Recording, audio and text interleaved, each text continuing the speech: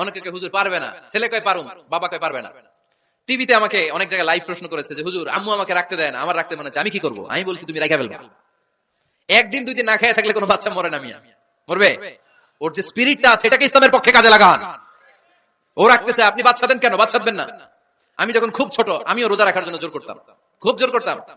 তো আমার দাদি আমার শিখাই দিত, আমি যখন স্কুলে যেতাম বলতো যে তোর রোজা রাখা লাগবে না, সারাদিন একটা কাজ করবি, তুই সকাল থেকে দুপুর 12টা পর্যন্ত না খেয়ে থাকলে অর্ধেক রোজা, 12টার দিকে আইসা ইফতারি করবি। তো আমার স্কুল ছুটি হইতো 12টায়, আমি 12টার দিকে আইসা ইফতারি করে ফেলতাম। তো আমার অর্ধেক রোজা হয়েছে, এরপরের দিন আবার 12টার দিকে উনি দাদি বুঝাইতেন যে তোর দুই অর্ধেক মিলে এক রোজা, এই পুরা রমজানে তুই রাখবি 15টা রোজা। এরকম বুদ্ধি আছে না নাই?